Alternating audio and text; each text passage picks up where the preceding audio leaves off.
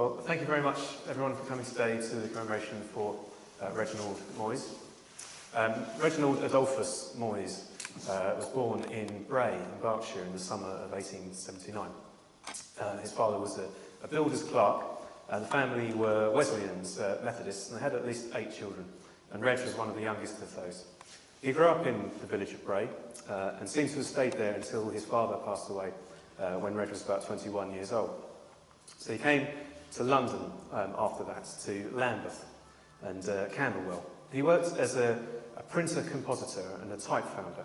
So as a type founder, he would have made the metal type dies that were used in the printing process. So he would have had to sort of carve a mirror image of a letter onto a steel punch, harden the punch, bang it into a copper matrix, prepare the matrix, file it down until it looked perfect, and from that they would be able to then cast the actual steel type that was used.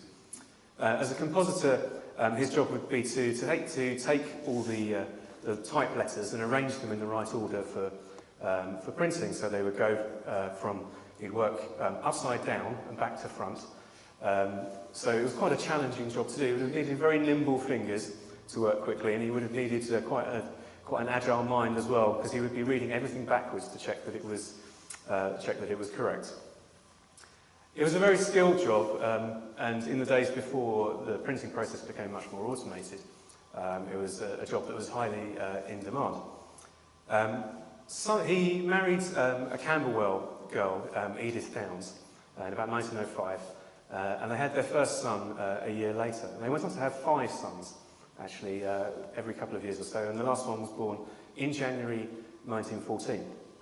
Now, sometime in the summer of 1914, something happened to the family. We're not quite sure what. And it could be that Reg lost his job, or it could be perhaps that he fell ill. But in late September, he was admitted to the Renfrew Road workhouse in Lambeth. The following day, his 5 children, his 5 sons, were also admitted. We don't know what happened to Edith at this point, and maybe it was her that was ill and had to be looked after elsewhere. 2 days later, the 3 eldest children were packed off to the Lambeth parish's Norwood schools. They were industrial schools they'd erected on land in Norwood, and the children would be learning trades there, bootmaking, carpentry and things like that, and the girls would be taught sewing and other cookery and other domestic skills to prepare them for their life ahead. Very similar to, I guess, to the Banstead cottage homes that we talked about before, a similar kind of institution there. And Reg's 2 younger sons stayed in the workhouse. He would have not had any contact with them, and they would have been brought up somewhere else. And unfortunately, a few weeks after he entered the workhouse, the youngest son, just a few months old, passed away. In late November, Reg was discharged from the workhouse at his own request, and a few days later, his surviving youngest son was discharged into his care, and they returned to the family home in Herne Hill. But they didn't stay there for long, because just a few days later, Reg joined the army. The Royal Engineers handled all the army's printing. They had printing presses in the UK, in various different places, and they also had, each army corps had its own print works, which were run by the Royal Engineers out in France and wherever else they happened to be. So the printers and compositors, like Reg, were highly prized by them. They were very useful men, and that was reflected in their pay as well. Most soldiers earned about £1 a day. That was your basic pay, and you could earn a few pennies of proficiency pay or good conduct pay on top of that. But the skilled tradesmen of the Royal Engineers were paid for their skills as well. And so Reg earned about double what an ordinary infantryman would have earned at the time.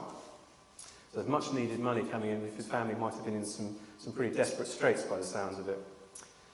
He served in the UK for about 9 months, working at the Royal Engineers Barracks and Depot at Chatham in Kent, and he was probably working as a printer compositor for most of that time. But in August of 1915, he was sent out to France. He joined a field company of the Royal Engineers. Now, there were 2 and later 3 field companies attached to every division of the army, and they would do all kinds of different things. They were in charge of sighting trenches, maintaining them. Most of the time they'd be supervising the infantry, They would either be working in the front line if they happened to be in the front line, or sometimes if a lot of the time if the infantrymen were at rest, they would spend their nights on digging duty under the supervision of the Royal Engineers. The engineers did a lot of the technical work themselves, so when they're revetting, bracing the sides of the trenches, for example, there would be a lot of engineers actually in the trench at the time and doing that work themselves.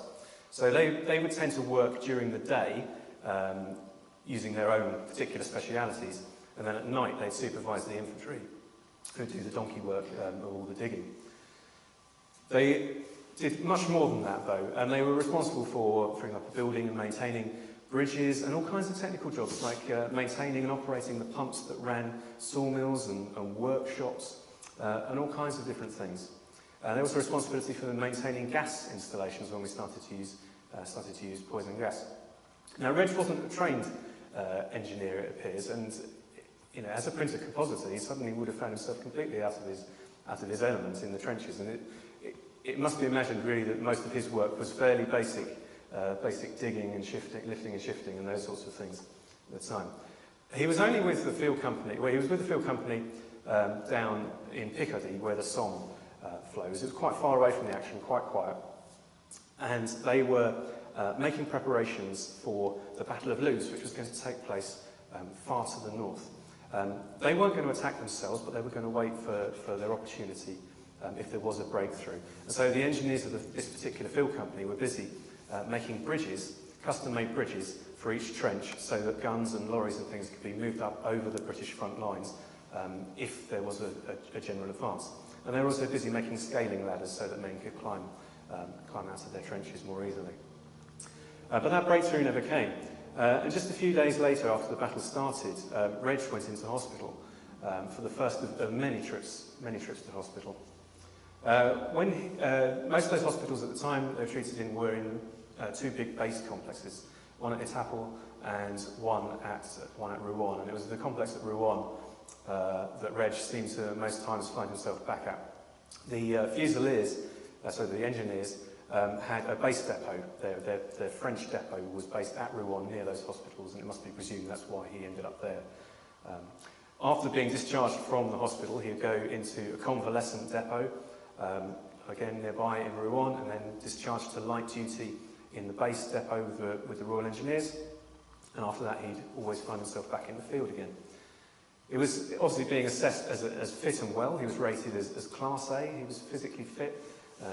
As far as the army was concerned, nothing wrong with him, stopping him from being out in the trenches and out working under the German guns.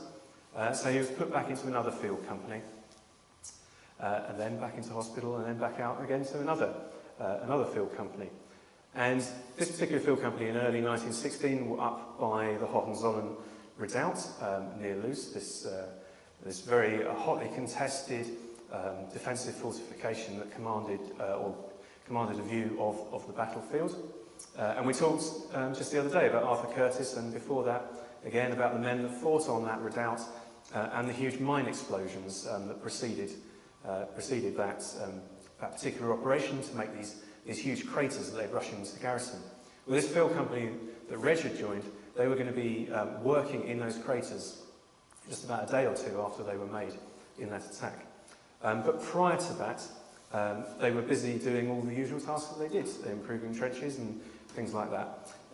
And it was quite a reasonably safe occupation being a sapper at the time. There are very few casualties being recorded in war diaries, but the Hohenzollern redoubt area was a very dangerous sector, and there are more casualties appearing on the pages of the field companies that are there. And so on the weeks beginning of the 18th of February 1916, there was a man wounded on the 18th, two on the 19th, and then the following week another man wounded. And it was during this period that Reg was buried by a shell that exploded near him. He was concussed, buried by the debris, probably on the 18th or the 19th of February. And a few days later, he found himself again back in hospital.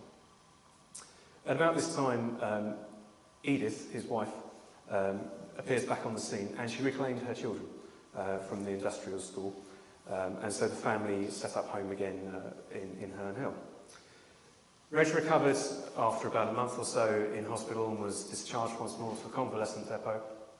And then again, where he found himself in trouble actually. He was in the convalescent depot for quite a long time. And he absented himself from a medical parade and ended up confined to barracks for 5 days as a result of that. And a few weeks later, he found himself, as I say, back in the field once more. This time, he wasn't with a field company, the Royal Engineers, he was with an entrenching battalion. The British Expeditionary Force had relied on using infantrymen who were resting to do most of the digging, as I say, at night. But that was changing. And it evolved throughout the war. By the end of the war, there were lots of labour companies and entrenching battalions doing most of the work, freeing up the fighting men to get on with what they're supposed to be doing. But at the time, this was just in its infancy, and entrenching battalions had just started to be introduced a few months beforehand. Their job was to dig under minimal supervision, and they were usually composed of men that were returning to the front line, building up their strength, or men who were newly arrived in France and were waiting for a vacancy to arise in the battalion they were supposed to be moving into. After the Somme, of course, it wasn't a problem waiting for the vacancies because there were plenty of them. But at that time, there were men stacked up waiting to get into the trenches. And so they were given picks and shovels and spades and set to work digging. The 7th Entrenching Battalion was the unit that Reg served with, and they were actually a guards battalion. The guards have all kinds of funny rules and regulations and traditions, and one of them is that their men must not be commanded by officers from another unit.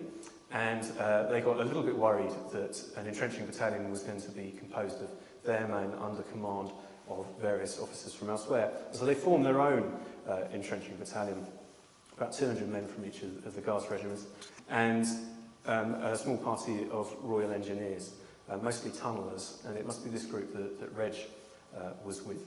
And they were busy preparing for the Battle of the Somme. They were down south in Picardy, and he served with them sometime around April or May of that year. But it wasn't long, true to form, and he found himself back in hospital, actually this time at a field ambulance, like a very small mobile hospital nearer the front line than the big base hospitals. And he was in there for a few days, or 2 weeks perhaps, and then evacuated again to a big base hospital at Rouen. And this time they looked at him and they assessed him, and it was clear that he was not in any condition at all to do any work. He'd become simple-minded, friendly enough, amiable enough. He'd lost all expression in his face. It was smoothed out. He had trouble speaking, trouble walking. There was clearly something very wrong indeed. And he'd never been right since he'd been buried by the shell. It made him weak and nervous, he said.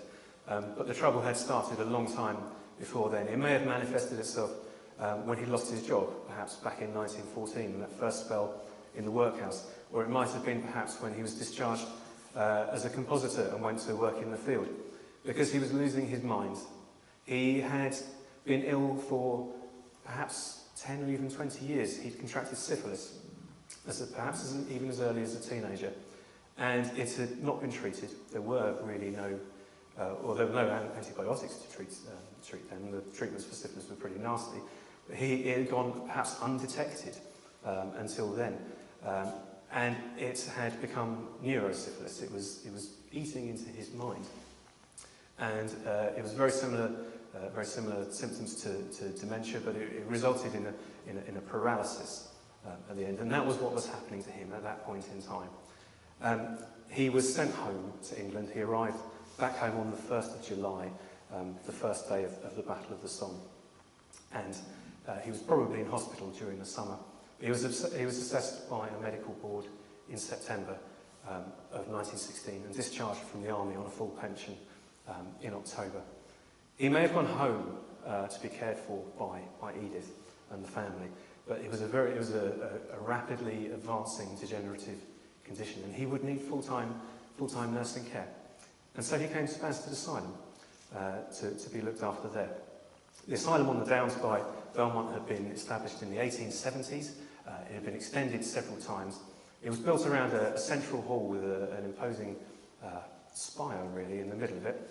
And the two two rows of accommodation blocks either side of it, laid out in what they called the dual pavilion style. It was a real step forward from early Victorian mental health care, and it and the other asylums around here, at Horton, for example, and Herne Hill over at Coulsdon, were an attempt to modernise mental health care, and they were set in pleasant countryside environments. So there was very pleasant places, unlike Bedlam, for example, where there was very little freedom of movement and things. The patients that were in a better state than many others would be able to wander around the grounds, sit in the sunshine, for example. The problem patients would still spend most of their time locked in what amounted to cells, really. There were about 2,000, or more than 2,000 patients there, and about 200 staff working there. Many of them would have lived or certainly the older married men would have lived here in the village, particularly the roads up by the Brighton Road. And he entered this asylum to be treated sometime around about February of 1917. We don't know what treatment that he would have been given because the records are still sealed. It's only been 100 years since he died, and his details are contained in a book with lots of other patients who died several years afterwards. So it might be some time before we find out exactly what happened to him in there. But he would have been pretty much bedbound. It would have been practical nursing care, feeding and cleaning, for example. At some point, probably in late April, he scratched himself, or he perhaps fell out of bed and grazed himself. And it became infected with a condition which was called St. Anthony's fire, which was a staphylococcus skin infection, which causes red patches in localised area of skin. And these days, like many of those things, is easily treated. But there was no penicillin for years to come after that, and it would just have to run its course. And he'd have to, it would come what may, he'd have to take whatever fate was coming. He was in a weakened condition anyway, and so on the 28th of April, he passed away. He was 37 years old. He was buried in the hospital cemetery, which is a field now just behind the prisons up there. Many years later, that cemetery, which was full of people buried one on top of the other in the ground, was closed, and the grave markers were all cleared away, except for Reg's, because it's a war grave and it's protected by a covenant. So he's still there today, and the stone is still there today, the only one in that field. There are thousands of cemeteries all over the world which only have one war grave in them, and most of them are churchyards like here. But there are very, very few where it is now the only marked grave. We're now going to toll the bell 100 times for Reg. Would anyone like to do it? Because we don't have any family here. Would you like to? No? Anyone else?